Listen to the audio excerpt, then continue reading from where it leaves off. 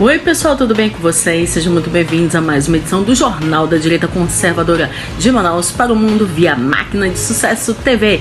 Então, meus amigos, olha, semanas atordoadas, semanas de muito trabalho.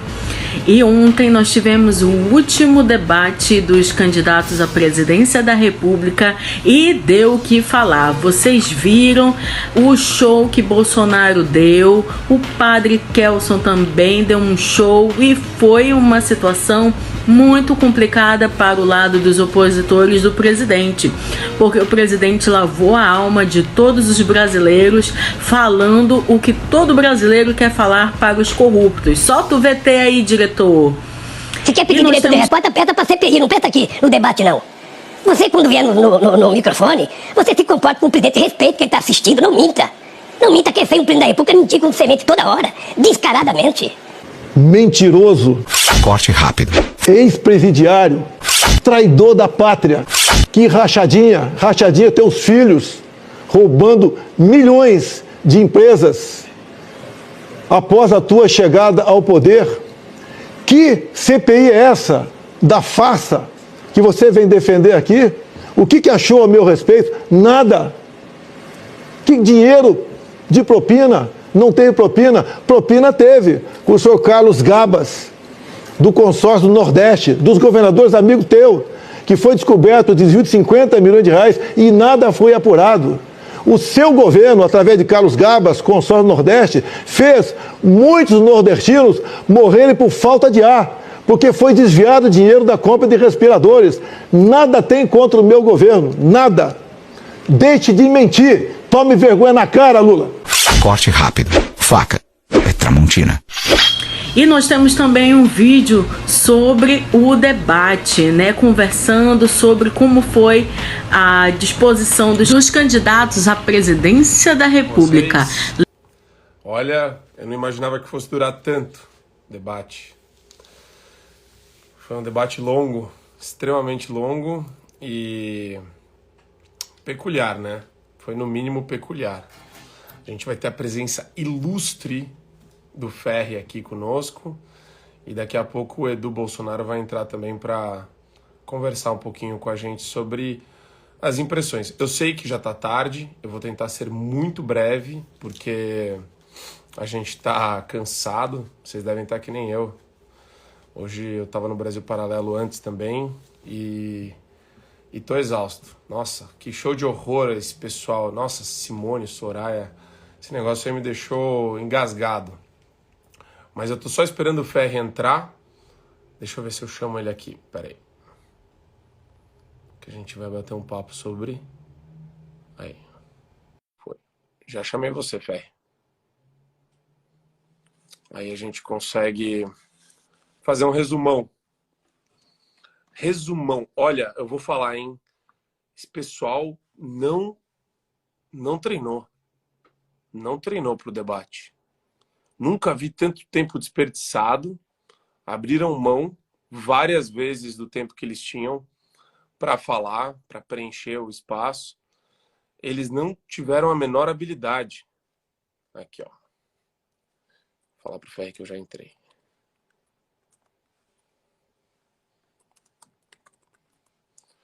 E é engraçado, né? Como é que pode um candidato à presidência...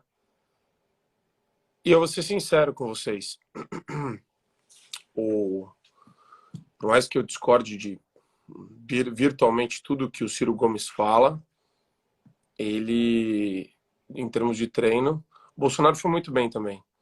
No primeiro bloco, eu achei que ele estava um pouco nervoso, mas ele foi bem. Acho que, no geral, ele foi muito bem. Grande Ferri, tudo bem com você? E aí? Como é que você Bem, tá? prazer. Prazer é meu. Pô, E aí? tu é a lata do Superman, meu. Tu é Obrigado. o terror aí da Jovem Pan. Foi bem o homem no debate, hein? Cara, eu gostei muito. Eu tava falando agora há pouco. Eu achei que no começo o Bolsonaro ele tava um pouco nervoso, até por conta do clima lá, das dos direitos de resposta que o Bonner estava dando. Aquela interação com o Lula foi bem belicosa, né? Foi bem beligerante, mas depois ele deu um show. Ó, eu quero perguntar para você, mas assim, o pessoal fala muito, né? Programas e propostas de governo. Bolsonaro, ele bateu muito mais nisso, e a Soraya, a Simone e companhia, eu percebi que eles ficaram numa espécie de tentativa constante de bater no Bolsonaro. Se fizer uma análise do tempo da Soraya e da Simone falando mal do atual governo, dá o que? Uns 90% praticamente. Elas praticamente não falavam de propostas, e quando falavam era de uma forma vaga, né? Foi horrível. Hoje em dia, assim, 94% dos brasileiros têm smartphones, então as pessoas já estão inteiradas das propostas. O debate em si é uma zona de conflito mesmo, onde o pau vai comer de verdade. E eu acho que a gente, a avaliar um debate, que é o que a gente se propõe aqui, a gente tem que pegar a questão, assim, quem são os vencedores e quem são os perdedores, né? Na capa do UOL já está se falando que acabou a narrativa de que não vai ter segundo turno, que o Lula vai ganhar no primeiro turno. Acabou. A narrativa é essa, que era uma narrativa que eles estavam tentando empurrar o voto útil, né? Acabou. O debate foi muito ruim para a esquerda como um todo, né? Porque o padre arrebentou, só se fala no padre, né? Inclusive, eu cravei uma antes de começar o debate, que eu fiz um post no Twitter dizendo que o padre ia fazer mais votos que o Novo. E eu mantenho essa opinião. O padre vai fazer mais votos que o Partido Novo. O importante a gente medir quem entrou menor e saiu maior, e quem entrou maior e saiu menor do debate. Eu acho que é isso que eu queria te perguntar e te propor, e analisar candidato a candidato. Eu vou falar rapidamente do Ciro, que para mim saiu apagadíssimo, da Soraya, que foi trucidada pelo padre. Não sobrou nada da Soraya, então eu até fiquei com pena da Soraya uma hora, porque ela ainda entrou no embate com o Bolsonaro, Bolsonaro passou o trator nela também. Eu achei que a Tebet foi a melhor de todos os candidatos da esquerda ali. A Tebet, para mim, foi a melhor. E com certeza o Bolsonaro foi o grande vitorioso do debate, o que a Globo não esperava, né? Eu acho, né? Eu acho que deu tudo errado para a Globo hoje. Inclusive o Bonner algumas vezes tentou ajudar bastante ali, né? Deu 6 direitos de resposta para o Lula, 4 seguidos, eu acho, né? Sim. E mesmo assim não deu certo, né? Então vamos ter um segundo turno aí, e eu acho que a gente vai ter um segundo turno com o Bolsonaro à frente. Vamos ver aí. Qual foi a tua impressão dos candidatos um a um?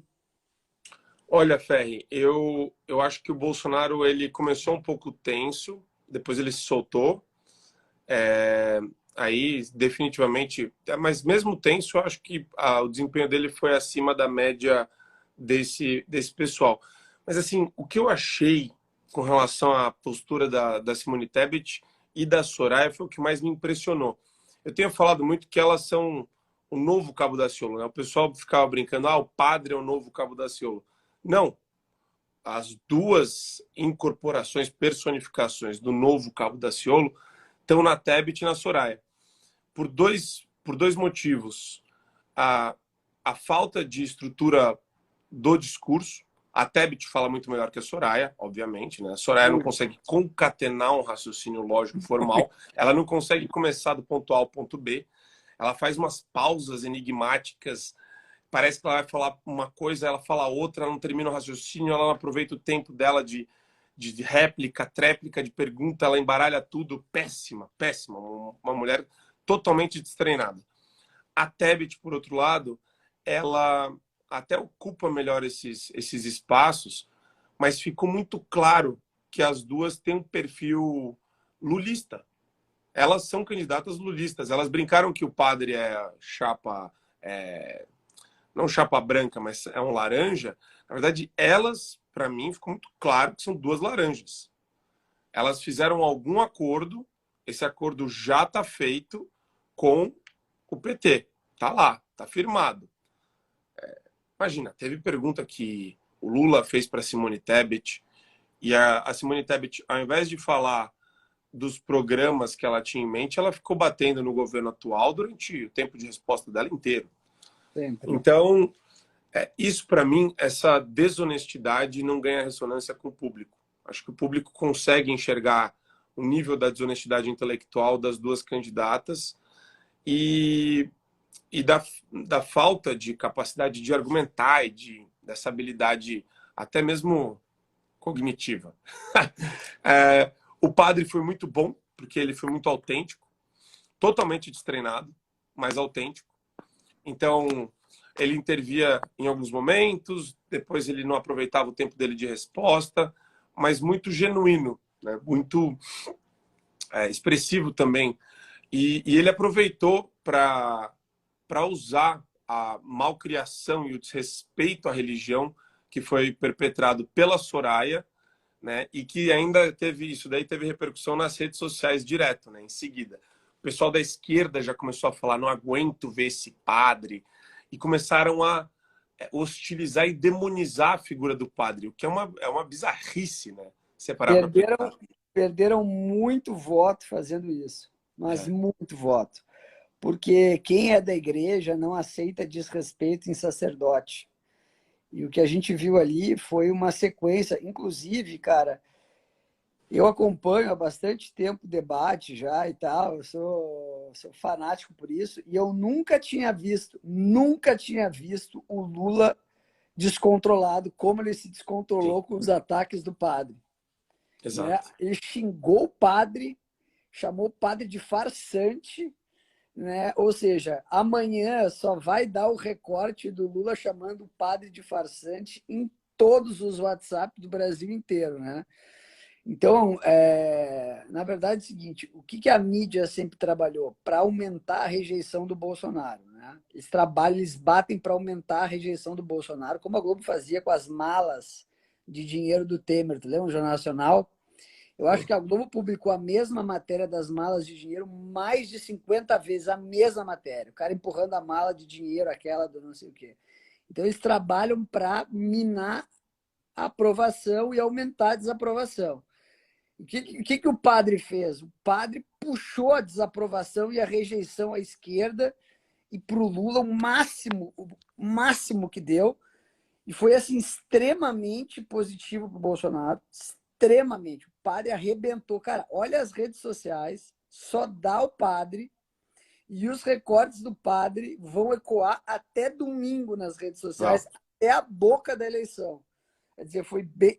Assim, eu estava com uma expectativa neutra para esse debate, porque eu sabia que o sistema ia estar armado ali para massacrar o Bolsonaro, né? E ele ainda assim foi, né? E, cara, deu tudo errado.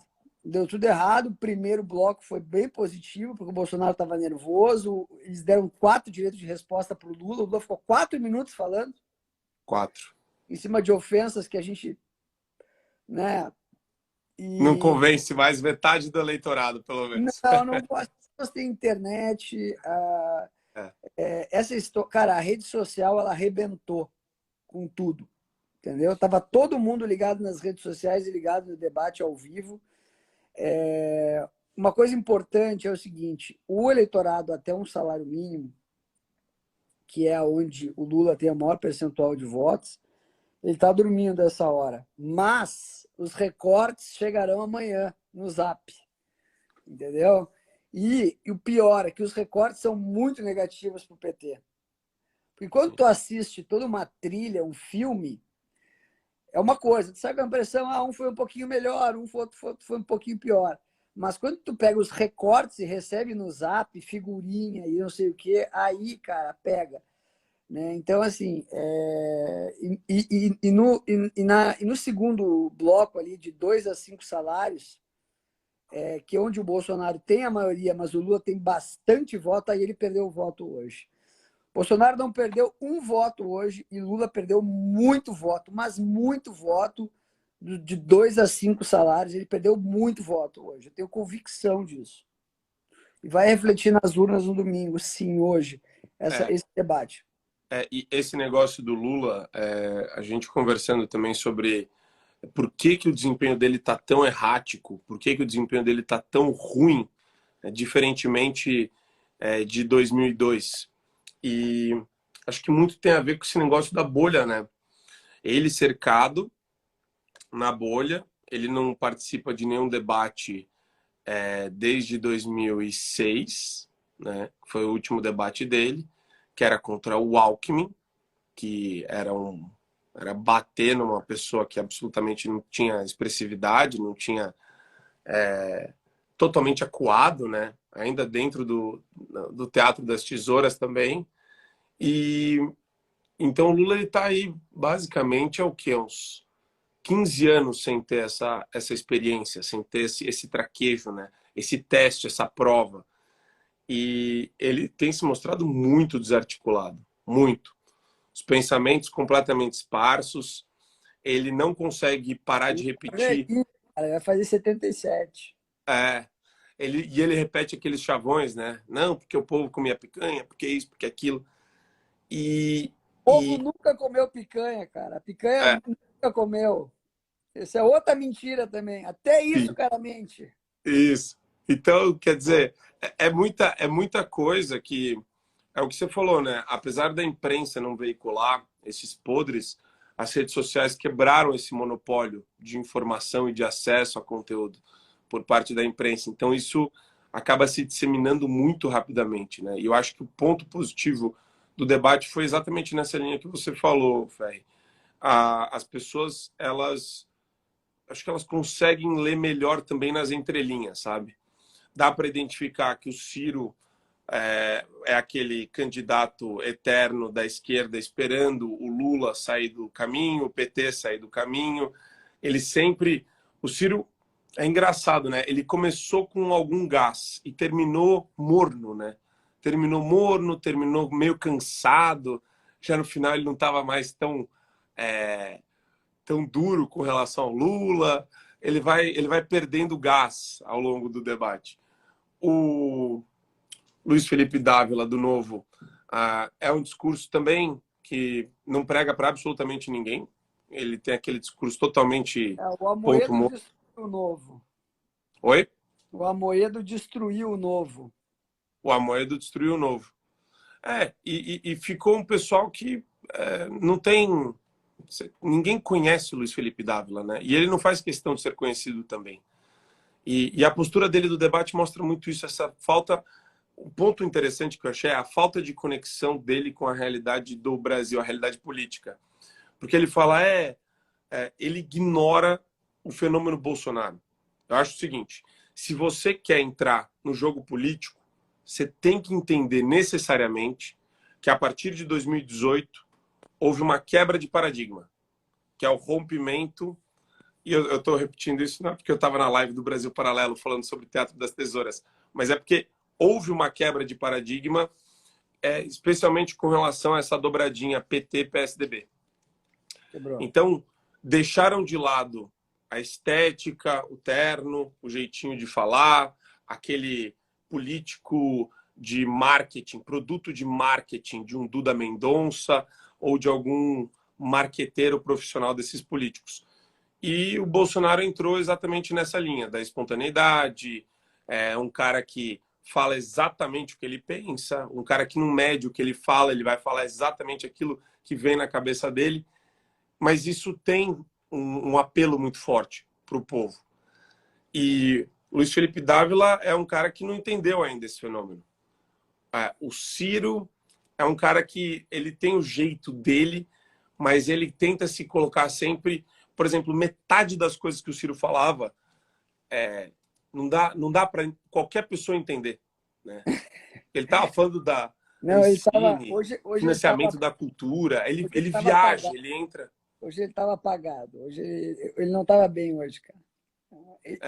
Ele se expressa melhor usualmente, entende? Hoje Hoje ele não estava bem, ele já partiu para cima do Lula, que ele quer se colocar como uma opção da esquerda em 26, né? Mas ele não, hoje ele não foi bem, cara. Ele não foi bem. O Lula começou bem o debate. Primeiro bloco, com a ajuda da Globo ali, do Bonner, que deu 4 direitos de respostas para o Lula saiu bem no primeiro bloco, né? Apesar de ser atacado por todos, né? Aí depois, acabou o debate, foi um massacre, assim, né? Então, é impressionante como muda, assim, no meio essa dinâmica, da regra do debate, que o cara decide para quem que ele dá o direito de resposta, o que ele não dá. Essa dinâmica, ela foi montada para ser levemente perversa contra o Bolsonaro, e no final o padre exorcizou todo mundo.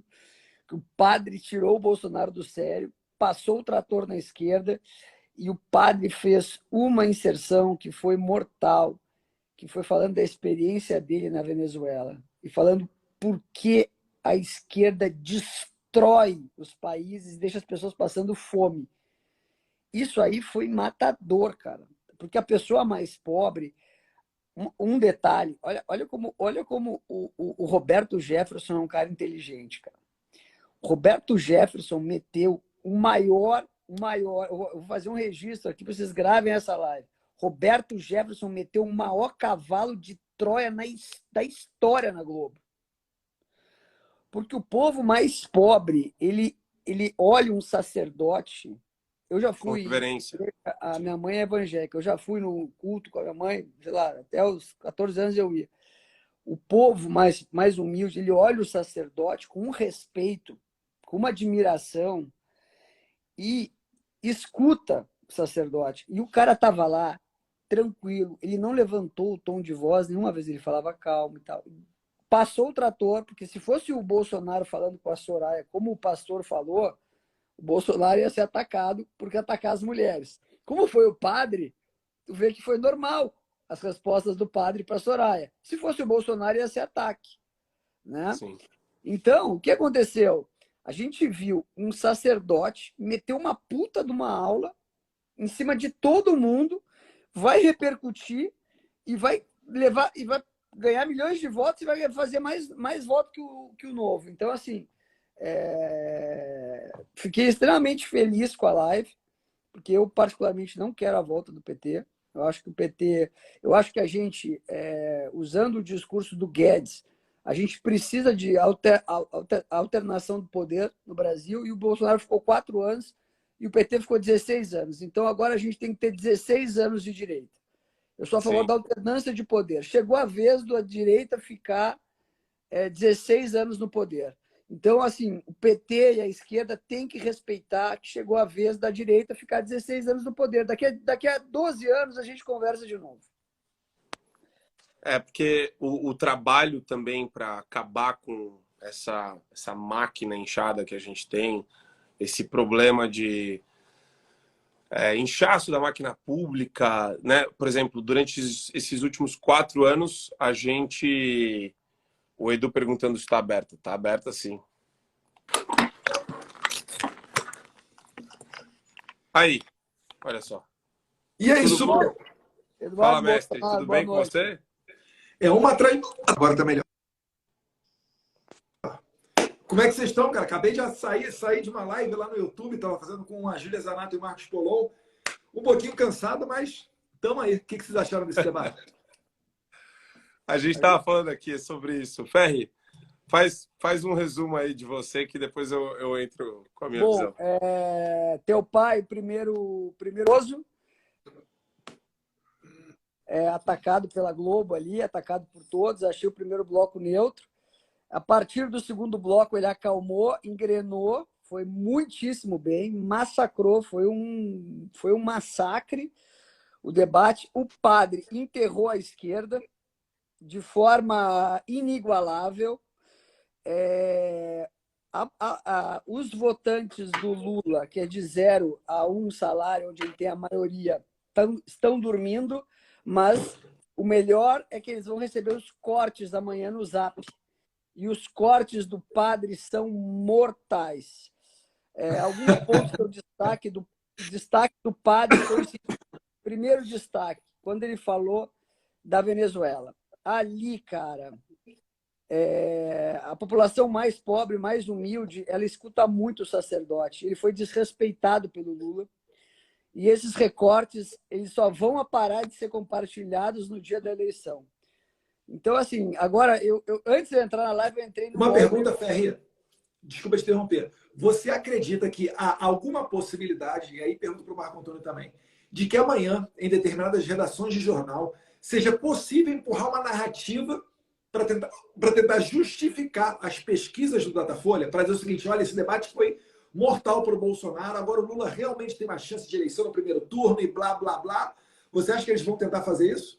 Não, porque eles já fizeram isso em 7 de setembro, já dobraram a aposta na semana seguinte, já colocaram o Zema, o Bolsonaro com 31% em Minas Gerais, o que é impossível ele ter 31%. Eu já fiz todas as contas matemáticas e já mostrei isso no Instagram. Ele não está perdendo em São Paulo. Se ele não perde em São Paulo, ele não perdeu votos no Nordeste, como o IPEC e o Datafolha tentam impor uma narrativa, né? Inclusive no Alagoas, ele vai vencer no Alagoas. Alagoas é bolsonarista com o Arthur. Então, se a gente fizer essas contas todas aí, eu não consigo, eu já postei lá, eu não consigo enxergar Bolsonaro com menos de 44% dos votos. E hoje, inclusive, uma amiga minha, que é uma jornalista de esquerda, mas de esquerda, pensa uma pessoa esquerda, ela me ligou e falou assim: Estou pensando. Me dá o pior número que o Bolsonaro pode ter no primeiro turno, na tua opinião, dos votos válidos. Eu falei 40%.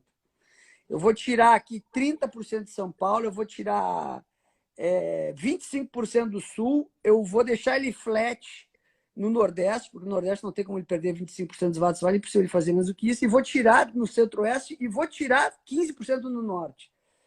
Ainda assim, 40% dos votos válidos. Tem um detalhe da eleição de 18 para essa. Eu não quero saber quanto os outros candidatos fazem, eu quero só me referir ao Bolsonaro. Tinha ali na eleição de 2018, o Amoedo fez 2,5%. Quando o Amoedo era um cara com mais visibilidade do que o Dávila. Esses 2,5% hoje representam meio. E esses 2%, 90% brigou para o Bolsonaro. Então, o Bolsonaro, além dos 46% que ele fez em 2018, ele tem mais 2% do que migrou do Amoedo. Essa rebarbinha daí, vamos dizer assim. Essa rebarba de 2%. Então, a gente tem que pegar os 48% que ele faria no primeiro turno e ver quanto ele pode perder desses votos. A conta é muito simples. É simples a conta. Entendeu? Então, você pode dizer que ele perdeu 20% dos votos. Para ele largar com 40%, ele tem que perder 20% dos votos, cara. 20% dos votos é um absurdo. Além disso, tem que ter uma migração para o Lula de 10% dos votos, também que é improvável. Né? Então, assim, a gente viu hoje tem uma pesquisa futura, que é de um grupo sério, que é de uma empresa, inclusive, do mercado financeiro, que é sócia, que tem 80, não são lulistas, né, da Faria Lima lá, que tem vários. Os caras têm 80 pesquisadores e saiu o Bolsonaro com 47 dos válidos em São Paulo. Poxa. Então, o que eu faço assim, eu fico pensando de onde é que o Lula tira desses votos, porque a minha conta no Nordeste ele vai se sair melhor do que 2018. Vai. Devido principalmente à questão da transposição do Rio São Francisco. A Codevasf furou muito poço lá também, várias imagens dele no meio da molecada lá e tal, comemorando o chafariz de água, desses poços. Transposição do Rio São Francisco, auxílio emergencial, depois o Auxílio Brasil, que para mim o checkmate, que a pessoa ainda pode trabalhar e não perde benefício, isso daí para mim foi o gol de placa do governo nessa questão. Né? Parabéns aí principalmente ao Onix e ao João Roma por terem desenhado essa estrutura. E eu vejo até que no Ceará estão falando que o capitão Wagner ele está muito forte lá. Então, por exemplo, Alagoas provavelmente vira Bolsonaro, até porque, se não estiver enganado, em Maceió, na capital, ele já ganhou em 2018, ele tinha perdido no interior. E também o Ceará, eu acho que vai vir como uma grande surpresa. A não ser que o Ciro tenha recuperado aí nessa reta final alguma coisa lá de Ceará, não sei. Né? Mas eu também não vejo essa agressividade toda, perder tantos votos no Sul e no Sudeste, principalmente aqui nos principais colégios. Né? São Paulo são 33 milhões de eleitores. o Rio Grande do Sul é o estado mais petista aqui, talvez ele tenha perdido. Mas, assim, no Ceará, o Ciro fez 40 em 2018, no primeiro turno. E o Ciro liderou nas três eleições que o Ciro participou, ele liderou no estado do Ceará. O Haddad fez 21 no Ceará em 18 e o Bolsonaro fez 25, se não me engano, 22. Assim, não é factível a gente dizer que o Ciro vai fazer 14% dos votos no Ceará e o Lula vai fazer 45%, gente. Isso é impossível, não vai acontecer. Essas pesquisas, elas não são reais. O Ciro não perdeu 70% dos votos no estado dele. Não perdeu. Não perdeu, não tem nem conversa isso aí comigo, eu duvido. Então, esses detalhes por estado que tu pega, aí tu pegar o Ciro, ele pode ficar em segundo no Ceará, mas ele fazer 14% dos votos no Ceará, ele não vai fazer. Entendeu? Outra coisa, o Zema, ele vai fazer 65% dos votos em Minas Gerais. Pelo simples motivo de que no próprio IPEC, ele tem 65% de ótimo e bom. E 25% de regular. Só tem um detalhe. O eleitor de Minas Gerais, 80% dos eleitores do Zema votam no Bolsonaro. Como é que ele vai ter 31% dos votos, gente? Não faz sentido esse número, entendeu? Então, ainda tem a questão dos evangélicos também. É o IPEC ou o Datafolha, eu vi um comentário dizendo que considera apenas 20% da população brasileira, ou 20 e poucos, de evangélicos. 24. E os evangélicos rebatem isso, falando que é mais de 30%. Então, 35. Também tem essa consideração de voto evangélico também está muito errada, foi muito menosprezada. Agora, me desculpa para não ser injusto, que foi IPEC ou Datafolha que eu vi esse comentário. E tem também o fato do censo estar desatualizado, né? O censo está em 2010. Isso tem impacto também, definitivamente, com relação às pesquisas. O que mais vai pegar vai ser a abstenção, né? Tanto que os caras tentaram hoje liberar o transporte público, né? E o Barroso bloqueou agora há pouco numa liminar, né? O Randolfo Rodrigues pediu já estão botando as pesquisas fake aí, ó. 30% de aprovação para o Bolsonaro. É fake demais isso aqui. Eu queria mostrar aqui, Fé, se tu me permitir, para tranquilizar os bolsonaristas, porque o Datafolha está torcendo pelo Lula, né? E eu gostaria de lembrar aqui o que aconteceu em 2018. Tá? Eu tenho aqui, há 8 dias da eleição, em 28 de setembro de 2018, o Datafolha dava 28% do Bolsonaro. Tá? Um dia antes da eleição, o Datafolha passou a dar 40% para o Bolsonaro. Há um dia. E na reta final, o Bolsonaro, né, ele saiu no primeiro turno com 46% dos votos. Ou seja, entre 9 dias antes da eleição e a eleição, a gente está falando de uma diferença de 18%. Eu vou ser sincero, a gente sabe que na reta final é quando o eleitor realmente para prestar atenção para escolher o seu candidato. Mas o que eu quero dizer é o seguinte, é que o Datafolha, um dia antes da eleição para a eleição, ele errou 6%. É uma margem de erro muito grande. E se a gente retroagir para, aqui na verdade, 9 dias antes da eleição, são 18% de diferença. Isso aqui eu estou falando de Datafolha, tá? E ainda tem uma matéria de 2014 do Yahoo, que eu tenho usado muito, em que mostra que, segundo o Yahoo, levantamento deles, o Datafolha errou em 64% os seus prognósticos para cargos do executivo, ou seja, presidente e governadores. Então é para tranquilizar as pessoas que andam aqui pelas ruas, e muita gente vem, a pesquisa. Gente, olha qual pesquisa que é, vê qual é a metodologia, e ainda que seja de boa fé, calma lá, porque um país de 200 milhões de habitantes, você fazer entrevista com 2, 3 mil pessoas para representar esses 200 milhões, pode ser, ainda que de boa fé, distante da realidade.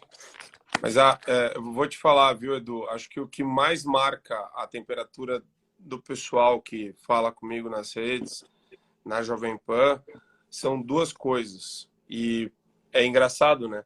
É insegurança com relação ao sistema das urnas.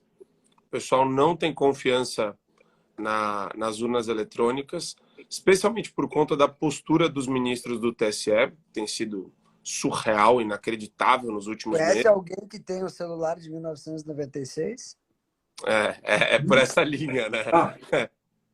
Exato. A gente poderia muito bem adotar o sistema paraguaio. O Paraguai ele tem o voto impresso e não tem problema nenhum nisso, sabe? O que é exatamente isso. O que nos dá desespero? É porque medidas simples de transparência foram uma energia gasta pela Suprema Corte, e aí é o TSE, mas a gente sabe que são 3 ministros do STF que fazem parte ali, né? O Alexandre de Moraes, o Fachin e o Barroso. O Barroso chegou a entrar no Congresso para barrar o voto impresso, que sempre passou com folga. Só que sempre que era aprovada a lei, o STF derrubava. Então, o que a Bia Kicis fez? Apresentou uma PEC para alterar a Constituição. Então, o Barroso enterrou essa PEC, conversando com 11 presidentes de partido. Depois vieram várias outras questões. O Alexandre de Moraes, quando ele faz essas medidas de proibido entrar com o celular, eu sei que existe uma lei falando nisso. Só que isso aí nunca foi executado, nunca teve uma energia de um presidente de tribunal falando não entre com o seu celular. Depois ainda diz que se você digitar um número e você vier a reportar que apareceu outro candidato na tela, isso vai ser crime. Então esse tipo de coisa vai criando essa desconfiança. Eu falo, é o STF que está tensionando, não é o Bolsonaro. Nada é brabo, né? É brabo, né? Aí é ditadura, né? Não dá para tu não poder contestar nada. Isso é uma coisa Só uma ditadura que você não consegue contestar a eleição. O PSDB contestou em 2014. Nos Estados Unidos, o Trump perdeu, contestou, fizeram uma audiência lá no Arizona. Enfim, é só numa democracia que dá para fazer isso. Até porque as críticas construtivas, elas constroem um sistema melhor. E eu tenho dito que a eleição ela tem que ser tão simples quanto necessária para que o mais ignorante dos eleitores se sinta parte do processo. Exato. O cara chega lá, digita o número da maquininha e depois vai para casa e ó, abre, sei lá, a contagem quando encerra lá no Acre, sei lá, 7, 8 horas da noite, e aí já tem-se quase a maioria das urnas já contado o voto. Enfim, é um sistema que não é referência para o mundo e o TSE acho que poderia ter feito um serviço melhor, dando mais transparência para coisas simples, né? Esse próprio teste randomizado, aleatório, com eleitores no dia da eleição, abre a sala cofre, agora o Alexandre de Moraes está falando que não tem sala cofre, que vai abrir, legal, mas eles poderiam ter feito isso antes. Foi necessário uma tensão e uma briga. Outra coisa, para finalizar esse meu comentário, todas essas medidas que o Fachin está tomando de proibição de armas, derrubar calibre restrito, etc. Tudo narrativa para fomentar. Porque é o tudo seguinte, para fomentar a Marcos, narrativa. se nós, exatamente, vamos imaginar que existe um grupo que queira fazer uma besteira. Eu não sei qual resultado teria, né? Mas invadir uma sessão eleitoral, fechar com armas, enfim, teria resultado prático nenhum. Mas vamos lá. Ainda que quisesse fazer isso. O cara que vai tentar agora comprar uma arma, uma munição, ele só vai conseguir isso daí só se for para a eleição de 2024. Ele não vai conseguir agora. Vai dar tudo então, certo. Então é totalmente inócua.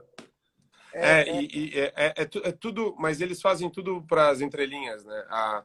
Felizmente a mídia, a imprensa velha, ela está muito corrupta nesse sentido, né? Muito desonesta. Porque eles gostam de também criar o ar, né? É a manchete sugestiva. Então fala-se de armas, aí vem lá na entrelinha, porque grupos armados, porque aí eles juntam com golpe, eles juntam com milícia, eles vão brincando. Eles vão brincando. Narrativa é assim, né, cara? Narrativa é assim, né? Vai ver as narrativas do padre amanhã, que vai pegar. Não, eu já tô vendo aqui. Teve uma que falou que saiu no Globo, né? O padre saiba o que é mansplaining. Aí fala do padre com a Soraya. O padre ficou interrompendo a Soraya, sabe? É ridículo. O pessoal não tem que fazer. Olha, cara, que bom que não foi o Bolsonaro que fez isso, viu, cara? Que bom. Mas olha só, o padre ele foi uma inserção muito importante, muito significativa. Se você tirar ele dali, ia ser praticamente todo mundo contra o Bolsonaro. Então, quando ele faz aquela treta ali com o Lula, quando ele fala do presidente... O padre foi o maior cavalo de Troia que o Roberto Jefferson já botou na Globo em toda... Eu falei isso aqui antes de entrar. O padre foi o maior cavalo de Troia da história da política no Brasil. O cara meteu um cavalo de... O cara acabou com o debate. Só se fala no padre e os recortes do padre serão eternos. E eu ainda fiz uma que eu larguei no Twitter antes de começar o debate, que o padre ia fazer mais voto que o Partido Novo. Eu vou cravar essa. Eu falei que vai fazer mais voto que a Soraya. A Soraya vai ter menos voto do que ela teve como senadora. Essa é a minha foto.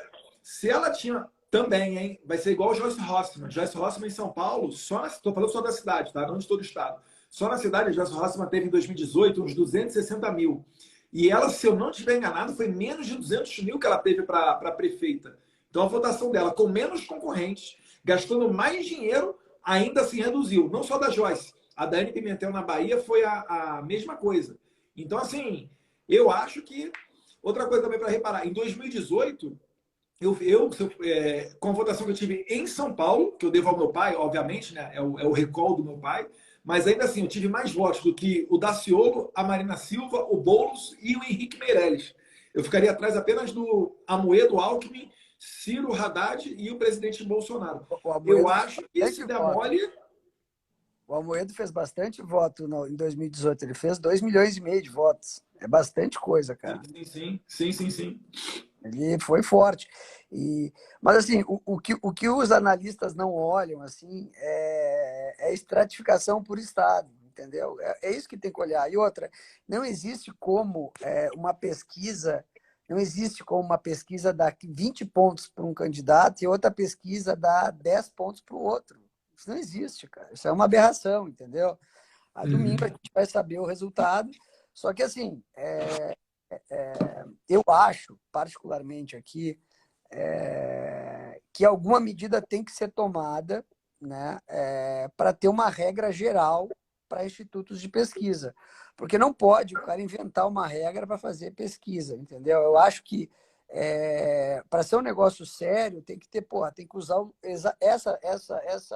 tem que usar o PNAD, tem que usar o censo, tem que ser obrigatório todo mundo usar a mesma coisa para a gente ter uma amostra mais fidedigna. Tem um instituto que dá 20% para um candidato, tem outro instituto que dá 20%, e eu não estou nem falando do Bolsonaro, estou falando do geral. Tem que ser uma coisa séria o negócio, não pode ser uma bagunça desse jeito, tu entende? Porque o que acontece, né? O que aconteceu aqui? Na Segunda Guerra, o que fazia os inimigos? Eles cruzavam a zona de guerra e panfletavam, né, 20 mil panfletos, 40 mil panfletos, dizendo que o teu exército tinha perdido a guerra.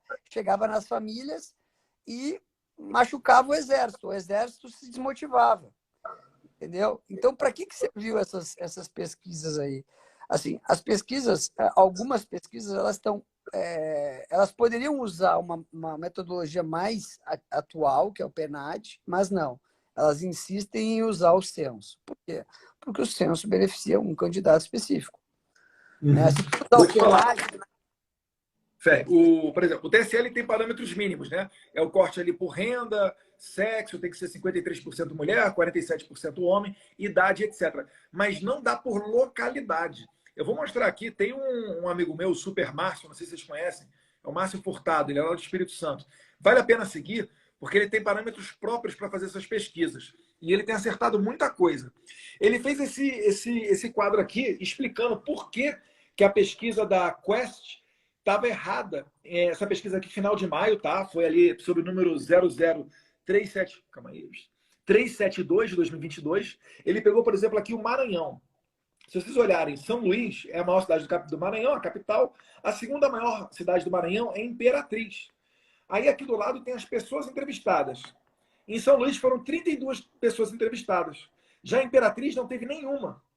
No entanto, em cidades de muito menor expressão, tá ali, ó, Alto Alegre do Maranhão, Alcântara, São Luís Gonzaga, São Francisco do Brejão, várias pessoas foram entrevistadas.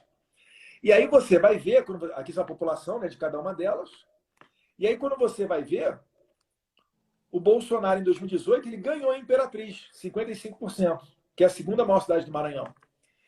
E não teve nenhum entrevistado em Imperatriz. Então, assim, o corte por localidade geográfico está muito errado. É tipo você sorte, sorteio. Então, esse daqui é um corte por localidade. Ele foi lá nos microdados, né? Ele mergulhou em cima disso daqui. Agora, se você for no Datafolha, o Datafolha nem isso daqui ele te mostra. Então é difícil de você acreditar. Sem dúvida. Eu, particularmente, não acredito, tenho os meus números ali e estou bastante convicto que eu vou acertar. Vamos ver. Tá fazendo bolão?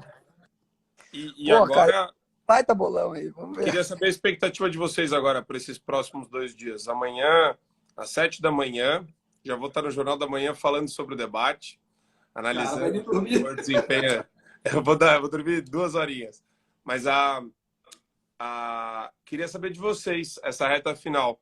Sexta e sábado, eu acho que vai ter um spike aí, vai ter uma baita de um crescimento gigantesco de fake news. A imprensa que já está estribuchando vai piorar ainda mais o radicalismo do pessoal. O que vocês acham? Eu tinha uma fake news maravilhosa para soltar, pena que eu não posso soltar. Manda pro gabinete do ódio, cara, que o pessoal aperta enter aí vai. GDO.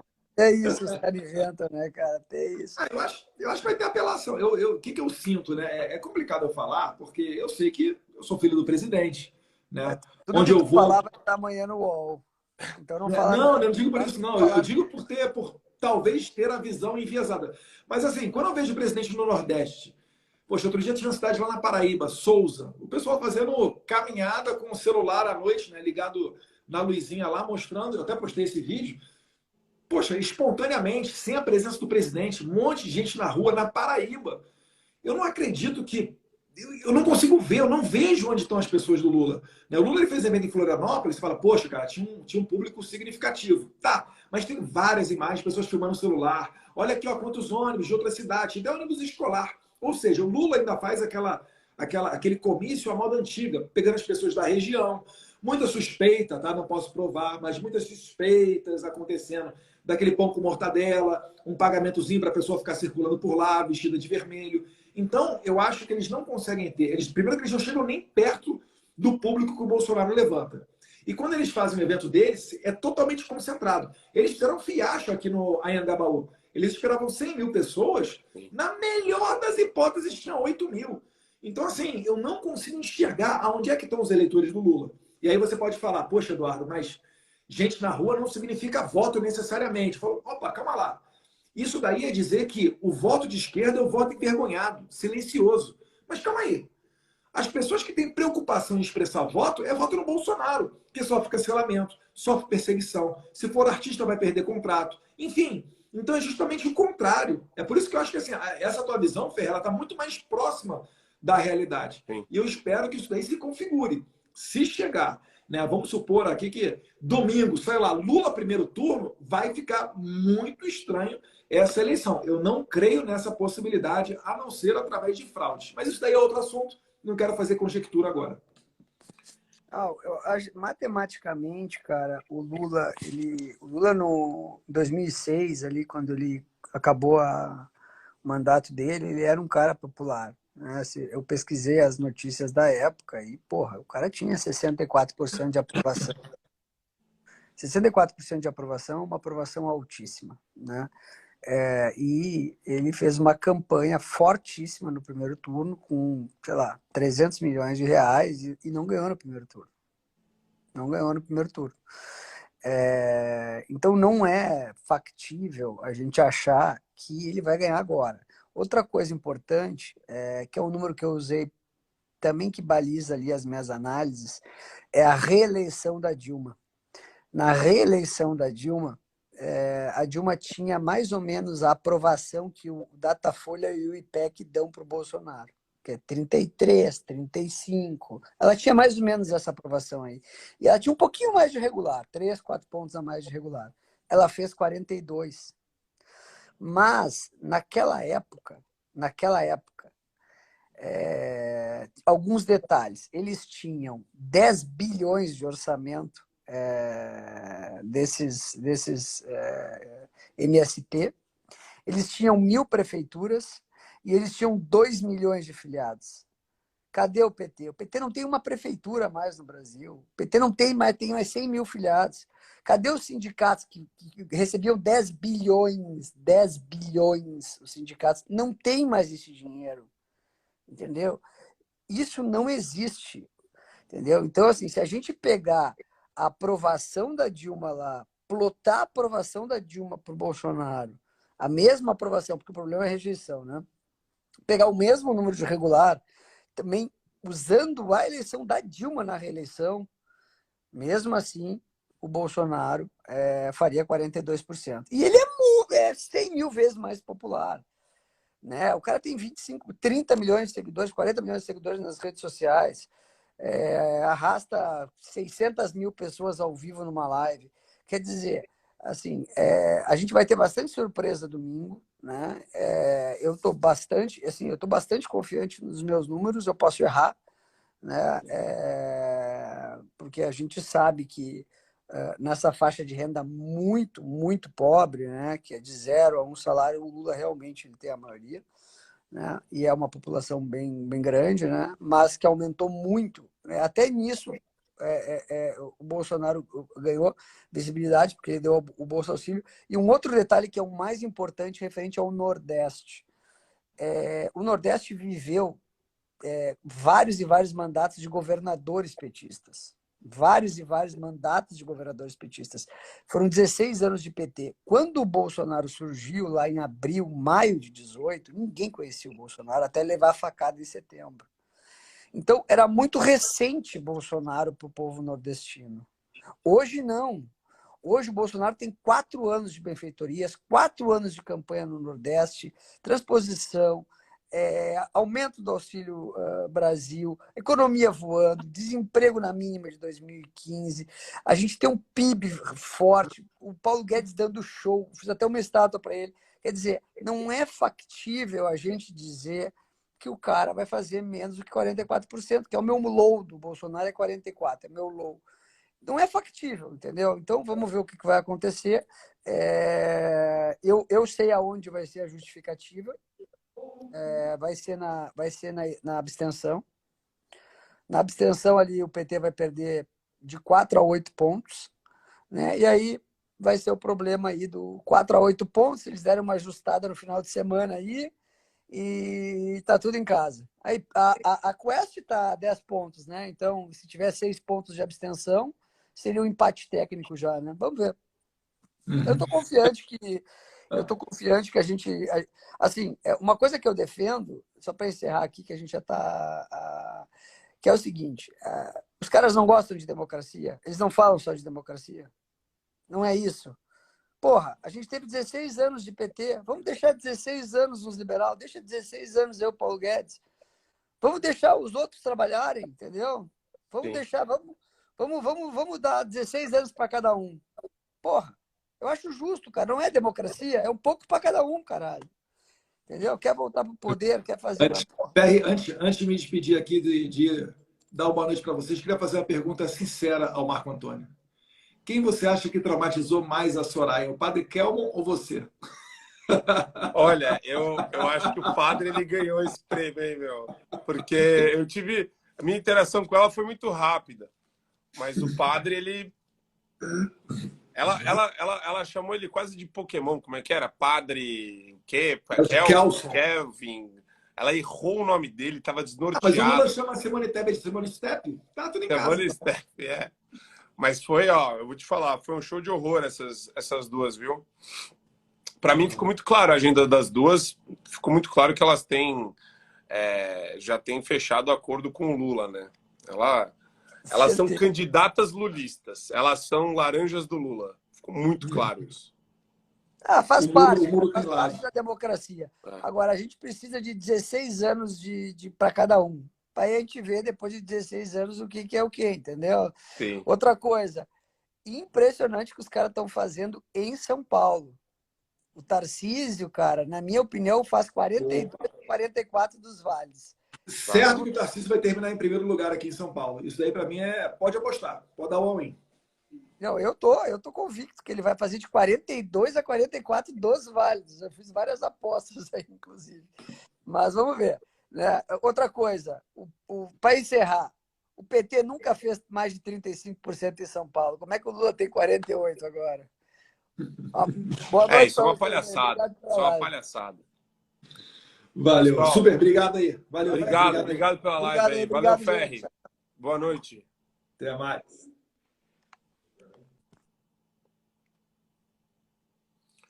Para o pessoal que ainda está na live, acho que o Ferri deve ter saído agora há pouco, eu queria só falar para vocês o seguinte, foi um desastre a atuação da grande maioria dos candidatos, eu achei que o Bolsonaro se saiu muito bem.